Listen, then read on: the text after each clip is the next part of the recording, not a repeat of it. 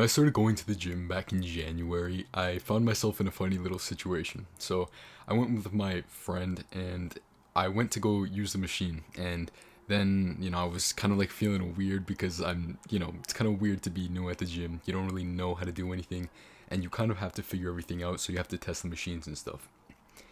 And so I go to use a machine, right? But first we ask, how many sets you have left? To just some guy. They're not that scary, trust me. They're all really nice. And I ask him, and then he says, "Oh, I've got three, but you guys can hop in with me. That's okay." And so that's exactly what we do. We hop in with him, and pause. I'm kidding. No, I'm kidding. we hop in with him, and I'm telling him, "Hey, I don't actually. I'm new to the gym, so I don't actually know the form. And mind you, I'm still pretty skinny, but I'm also doing his weight." And he says, "Whoa, your genetics are so good." And then suddenly I have a flashback. It's 3 years before, and I'm looking in the mirror.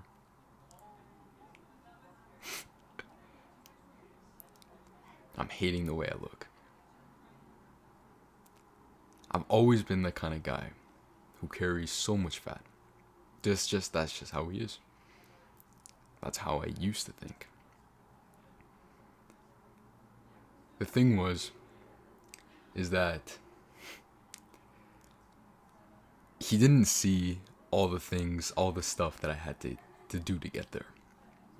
Because those 3 years ago, I was in a lot of pain because my body, it felt like no matter what I did, I wasn't able to lose the fat, and I couldn't get that aesthetic body. And it hurt a lot.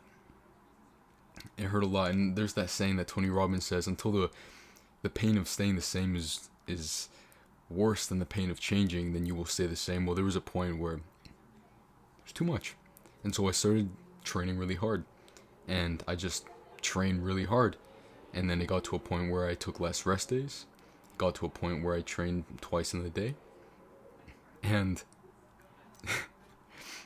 it was funny because people don't really see what you do, and then it just looks like you're lucky. And to be fair, you are at an advantage if they don't see that. So, still, when I'm doing Muay Thai, people say, "Whoa, your genetics are great." Like literally just today, I went to Muay Thai. I'm actually freshly showered, so that's why I look a little odd and like weirdly smooth in my hair. And so I went to Muay Thai, and my partner, he was turning 20, something like that, and he asked me how old I was. I told him I'm 16. Bro says, bro doesn't believe me. He thinks I'm taking a piss or something. Look at that Britishness. I'm watching too many British YouTubers, huh? Well, I am, and at this point, man, I'm training like 2 3 times a day, 3 times a day on different days of the week, and then 2 times a day on other days of the weeks. Now, I'm at a point where that kind of exercise, I'm working really hard right now, and so I'm gonna get the returns. I'm eating very well, hormonally optimizing, not eating things that are estrogenic. So I'll make a video about that, and like minimizing endocrine disruptors that mess up my hormones, so that I can optimize my testosterone, especially when I'm young, and these things are more potent. So I'm doing all of these things. It's a lot of work. I don't have cheat days. Cheat days aren't even in my head. A cheat day for me is having some oats. And I'm serious because of the phytoestrogens. So I remember, I'll just do one last little story to really cement this. I was at, I work at just Little Caesars. Gotta make sure, I gotta be careful because there's a lot of like endocrine disrupting things. Like imagine you're washing plastic and that kind of stuff. But anyways, that's besides the point. So I'm at Little Caesars. I'm making the dough because I make the dough and I do everything there, right?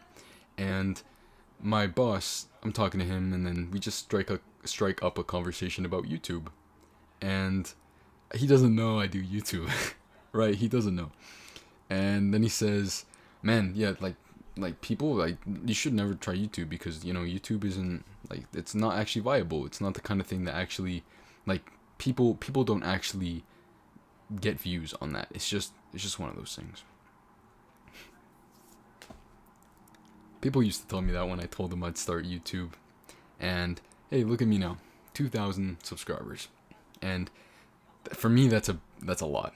For me, that is a lot, or I guess it used to be, because I couldn't even fathom getting to 1,000. What I'm trying to tell you is, do it in silence. Don't tell people. Let them think you're lazy. Let them think that you're not doing the most that you can. Let them leave you.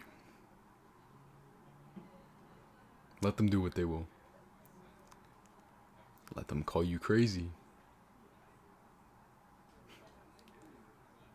Because when you do actually get the thing that you never mentioned, they'll just think, whoa, man, this guy got lucky. And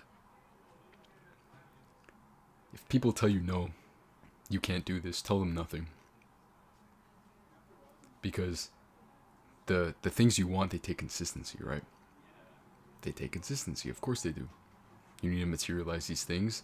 It takes you continuously deciding to be the new person that you want to become to get to the new thing that you've never gotten before. It takes a lot of those decisions and a lot of that frequency change, if you will, if you want to go into that spiritual realm of this kind of thing. They're trying to put you in the same box that they have, the box of their limiting beliefs. They want you to be in the same box because that's the box that somebody else put them in.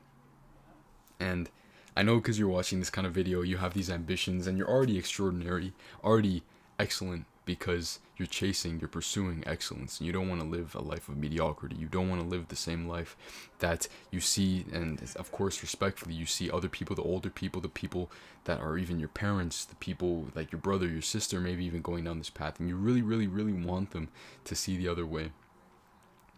But you see more for yourself.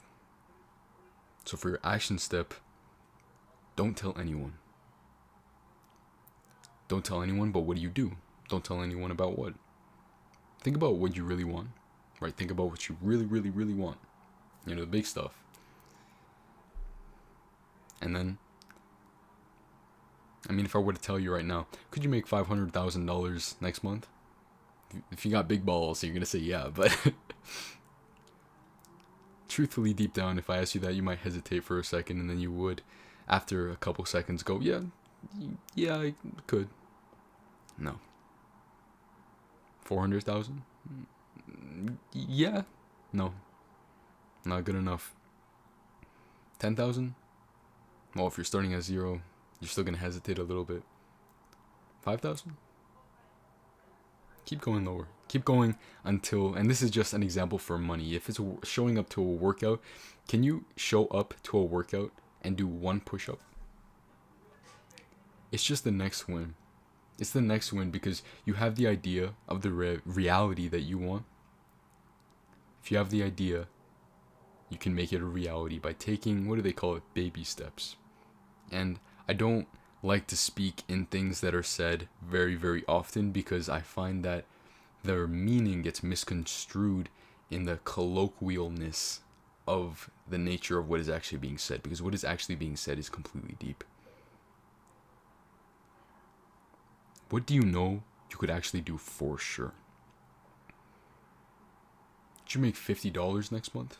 Yeah. Could you show up to a workout in the week? Yeah.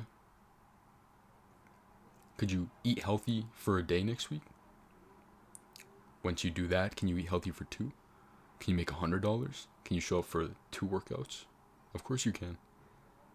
Now, I don't know which stage you are at. Of course, extrapolate this to the current situation of yourself.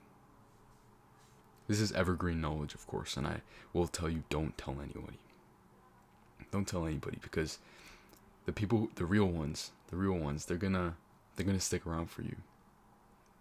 And it's only a matter of time, because if truthfully you are never satisfied until you get to the place you are, you truly have desire. Of course, desire is a contract you make with yourself to be unhappy until you get until you materialize the desired reality that you want. Until you get the desired reality and you are not satisfied, until then, of course it's gonna happen. Of course it is. You just gotta take the baby steps. And like a baby, don't say anything. Good night, bro.